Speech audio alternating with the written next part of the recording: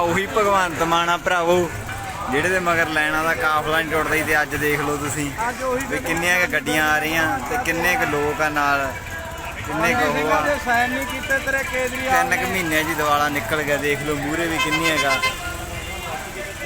ਆ ਗਾਣਾ ਦਬਣ ਦਬਾਉਣ ਵਾਲੇ ਬਸ ਗਾਣਿਆਂ ਜੋਗੇ ਰਹਿ ਗਏ। ਖਾਲੀ ਉਹ ਝੰਡਾ ਰਿਹਾ ਨਹੀਂ, ਮਾਨ ਸਾਹਿਬ ਖਾਲੀ ਹੋ ਗਿਆ ਗੱਡੀਆਂ। ਅਗਲੀ ਗੱਲ ਨਹੀਂ ਰਹੀ, ਉਹ ਬਾਤ ਸਾਡਾ ਗੱਲਾਂ ਲੈ ਸਿਮਰਨਜੀਤ ਓਏ ਗੱਲਾਂ ਲੈ ਗੱਲਾਂ ਲੈ ਟੱਕਾ ਨਹੀਂ ਗੱਲਾਂ ਬੱਲੇ ਟੱਕਾ ਨਹੀਂ ਇੱਥੇ।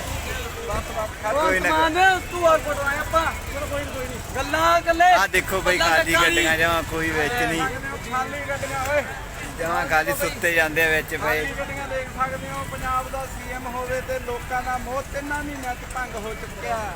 ਪਿੱਛੇ ਨੂੰ ਹੋ ਕੇ ਖੜ ਜਾ ਓਏ, ਕੋਈ ਨਾ ਪਿੱਛੇ ਨੂੰ ਹੋ ਜਾ। ਬਾਬਾ ਗੱਲਾਂ ਹੈਗੇ ਬੋਲਣਾ ਨਹੀਂ ਗੱਲਾਂ ਹੈਗੇ ਪੱਲੇ। ਗਲੀਆਂ ਪੁਲਿਸ ਦੀਆਂ ਗੱਡੀਆਂ ਹੀ ਰਹਿ ਗਈਆਂ, ਆਮ ਲੋਕਾਂ ਦਾ ਕਾਫਲਾ ਤਾਂ ਗਿਆ ਟੁੱਟ। ਪਾਰਟੀ ਨੂੰ ਲੋਕ ਕਰਦੇ ਸੀ।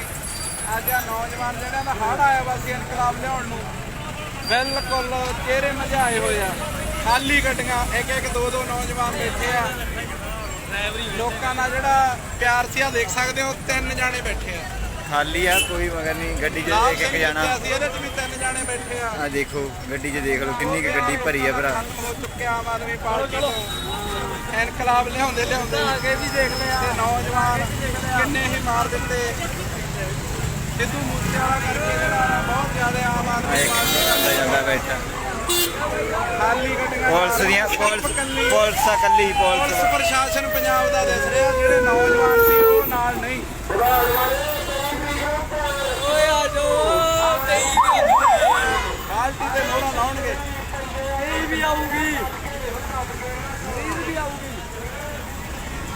ਕੋਈ ਕਾਕਾ ਗਾਲ ਨਹੀਂ ਕੱਢੀ ਵੀ ਹੁੰਦੀ। ਪਾਗਲ ਬੰਦਾ